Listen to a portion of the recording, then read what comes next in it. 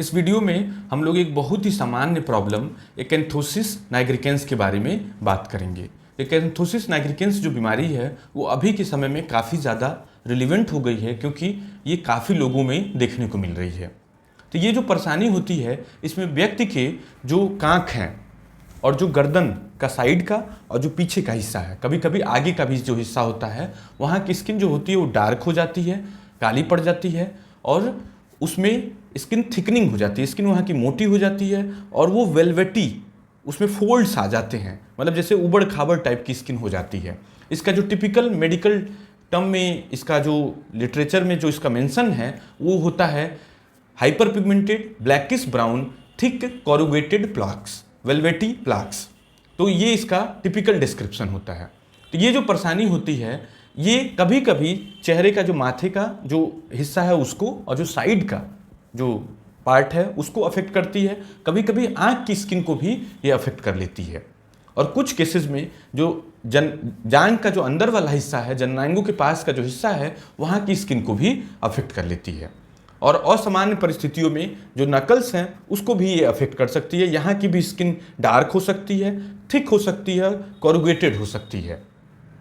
लेकिन इस परेशानी में मरीज को किसी तरह की कोई तकलीफ नहीं होती है, उसमें कोई खुजली, कोई जलन, कोई पीड़ा, केवल ये कॉस्मेटिक प्रॉब्लम है, देखने में खराब लगने वाली प्रॉब्लम है। लेकिन असामान्य परिस्थितियों में एक एकैंथोसिस नाइग्रिकेंस का एक वैरायटी है जो कि कैंसर से एसोसिएटेड होता है, उसमें मरीज को खुजली देखने को मिल सकती है और उसमें जो परेशानी होती है वो बहुत तेज़ी से डेवलप होती है। जैसे जो एकैंथोसिस नाइग्रिकेंस की प्रॉब्लम होती है वो साधारणतः मरीज को महीनों में या फिर सालों में ओवर टाइम धीरे धीरे स्किन डार्क होती जा रही है, थिक होती जा रही है, डेवलप होती है। लेकिन जो मैलिग्नेंट कैंसर से एसोसिएटेड होता है वो कुछ महीनों में या फिर कुछ हफ्तों में ही ये परेशानी बहुत तेज़ी से और बहुत ज़्यादा तीव्रता की, मतलब जो बीमारी की सीवियरिटी है वो बहुत ज़्यादा होती है, देखने को मिल जाती है। और इसमें साथ में लक्षण भी देखने को मिल जाते हैं। कभी कभी कैंसर एसोसिएटेड केसेस में जो कूल्हा है वो भी अफेक्ट हो जाता है और जो हथेली होता है वो भी अफेक्ट हो जाता है। और ये कौन से कैंसर से अफेक्ट होती है? तो जो स्टमक कैंसर है, जो आमाशय का कैंसर है, उसके केस में देखने को मिलता है। लेकिन ये बहुत ही असामान्य सिचुएशन है जिसकी वजह से ये देखने को मिलता है। नेक्स्ट पार्ट इसका जो आता है कि ये परेशानी होती क्यों है, इसके होने के पीछे का कारण क्या है। तो इसका जो मूल कारण होता है वो होता है इंसुलिन रेजिस्टेंस। और इंसुलिन रेजिस्टेंस किस में देखा जाता है? तो सबसे ज़्यादा जो देखने को मिलता है वो होता है ओबेसिटी, मोटापा। मतलब कि ऐसे समझें कि जो वेट है वो सबसे महत्वपूर्ण कारण होता है इस परेशानी के पैदा होने का, मतलब ज़्यादा वजन होना, ज़्यादा वेट होना, वो सबसे महत्वपूर्ण कारण होता है। और उसी से एसोसिएटेड कंडीशन है डायबिटीज़। तो डायबिटीज़ का जो मूल कारण है वो इंसुलिन का ही डिसफंक्शनल हो जाना ही मूल कारण है। तो जब डायबिटीज़ के बारे में आप जानने की कोशिश करेंगे तो आपको पता चलेगा कि सारी कहानी इंसुलिन से ही पैदा हो रही है। तो एक तरह से सही तरीके से समझा जाए तो जो बीमारी है वो अंदर है, शरीर के अंदर है। जो पैंक्रियाज है, जो पैंक्रियाज नाम की ग्रंथि पेट में पाई जाती है, वहाँ से पैदा हो रही है। वो एक इंसुलिन हार्मोन रिलीज करता है। तो उस इंसुलिन हार्मोन के काम करने में बाधा पहुँच रही है, जो कि स्किन में तमाम तरह के लक्षण पैदा हो रहे हैं। तो ये इसका मूल कारण होता है इंसुलिन रेजिस्टेंस। अब इसी इंसुलिन रेजिस्टेंस से ही एसोसिएटेड महिलाओं में एक कारण होता है जिसका नाम होता है पॉलीसिस्टिक ओवेरियन डिजीज।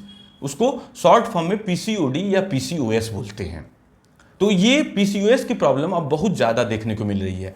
तो उसमें भी अधिकांश में वेट ही ज़्यादा होना एक महत्वपूर्ण कारण देखने को मिलता है। अब वेट कैसे पता किया जाए कि मेरा वेट ज़्यादा है कि नहीं ज़्यादा है?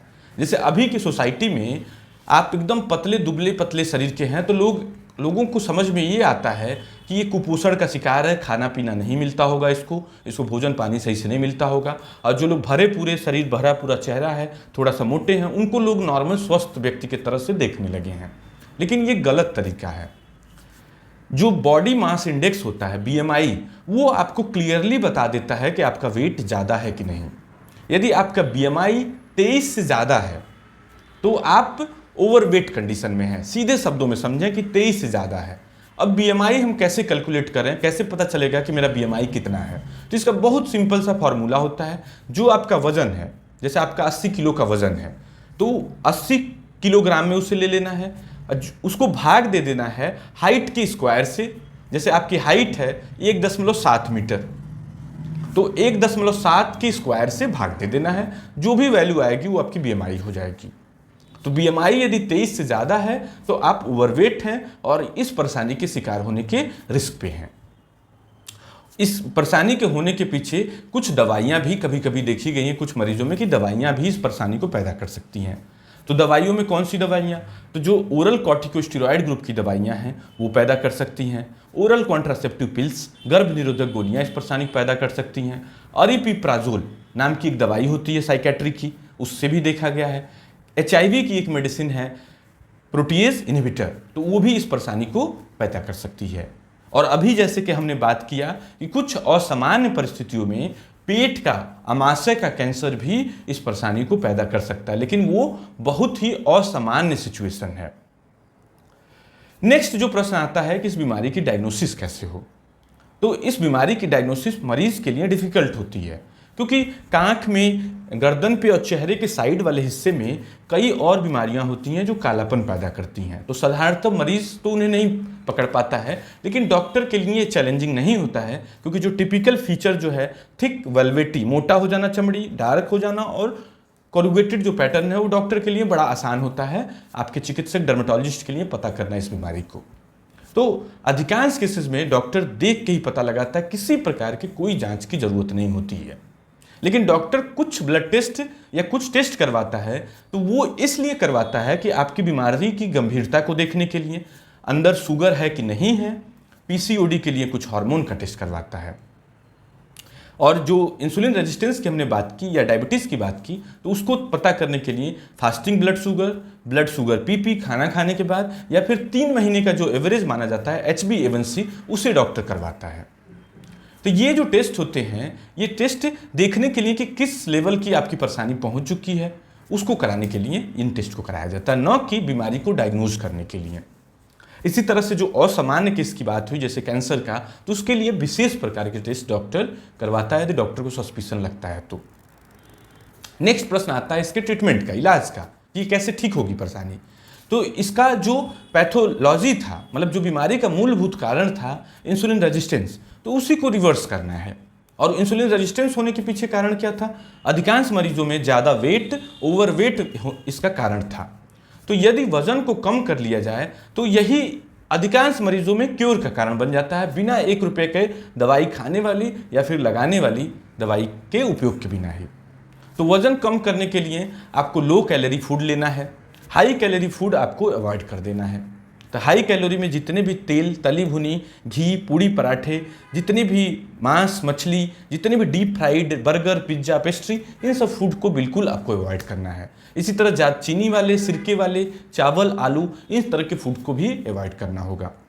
लो कैलोरी फूड पे आपको शिफ्ट करना होगा, जैसे कि ग्रीन लीफी वेजिटेबल, हरी पत्तेदार सब्जियाँ, इसी तरह से फ्रूट्स, इसी तरह से आपके लो कैलोरी डाइट में जो सैलड्स आते हैं जैसे खीरा, गाजर, मूली, ये सब फूड पे आपको अपने आप को ढालना होगा, ज़्यादा से ज़्यादा इनको कंज्यूम करना होगा। तो ये तो हो गया लो कैलोरी इनटेक का। लेकिन जो कैलोरी एक्स्ट्रा हो गई है बॉडी में, उसे आपको बर्न करना होगा, तो उसके लिए आपको एक्सरसाइज करना होगा। और ऐसे एक्सरसाइज करना होगा जिसमें आपकी सांस की गति, दिल की धड़कन बढ़ जाए, जैसे कि तेज चलना, धीमे गति से दौड़ना, साइकिलिंग करना, स्विमिंग करना, बैडमिंटन खेलना, फुटबॉल खेलना, इस तरह की एक्सरसाइज को करना होगा। लेकिन मरीज अक्सर जल्दी में होते हैं, उन्हें जल्द से जल्द इस प्रॉब्लम से निजात पाना होता है। उस कंडीशन में डॉक्टर कुछ दवाइयों की मदद लेता है। जैसे खाने वाली दवाई में मेटफॉर्मिन नाम की दवाई काफ़ी ज़्यादा पॉपुलर है। तो मेटफॉर्मिन जो होता है इंसुलिन रेजिस्टेंस को रिवर्ट करता है। तो मेटफॉर्मिन जब भी आपको दवाई डॉक्टर दे तो आपको ये नहीं समझना है कि आपको शुगर हो गया है, क्योंकि ये शुगर में सबसे ज़्यादा दवाई इस्तेमाल की जाती है, क्योंकि अंग्रेजी दवाइयों में एक दवाई कई बीमारी पे इस्तेमाल की जाती है। तो मेटफॉर्मिन जो होता है इस तरह से इस बीमारी में उपयोग में लाई जाती है। इसी तरह से कुछ और दवाइयाँ होती हैं, जैसे आइनोसिटॉल बेस्ड दवाई होती है, ये जो N-एसिटाइलसिस्टीन जो कि इंसुलिन रेजिस्टेंस को ये भी कम होते हुए देखे गए हैं, तो इन दवाइयों को भी कभी कभी डॉक्टर खाने के तौर पे देता है। लगाने वाली दवाइयों में बहुत सारी दवाइयाँ इस्तेमाल की जाती हैं, जैसे कि ट्रेटिनोइन ट्रिपल कॉम्बिनेशन क्रीम, जैसे कि हाइड्रोक्विनोन, ट्रेटिनोइन और स्टेरॉइड का कॉम्बिनेशन, ग्लाइकोलिक एसिड, तो यूरिया, लैक्टिक एसिड, इस तरह की क्रीम डॉक्टर प्रिस्क्राइब करता है। तो ये जो क्रीम होते हैं इनको प्रॉपर वे में लगाना जरूरी होता है, बहुत थोड़ी मात्रा में और थोड़ी देर के बाद वॉश कर लेना होता है, क्योंकि ये क्रीम जो होती हैं आपकी स्किन को इरिटेट कर सकती हैं, डैमेज कर सकती हैं, बर्न कर सकती हैं। तो ये क्रीम डॉक्टर की निगरानी में ही इस्तेमाल करना है। इसी तरह से कुछ केमिकल पील्स बहुत ज़्यादा पॉपुलर हैं, जैसे कि ग्लाइकोलिक एसिड पील और नो मेलॉन फिनॉल पील। तो ये जितनी भी दवाइयों की मैंने बात की, इन दवाइयों को आपको खुद से इस्तेमाल नहीं करना है, ये डॉक्टर की निगरानी में ही करना है।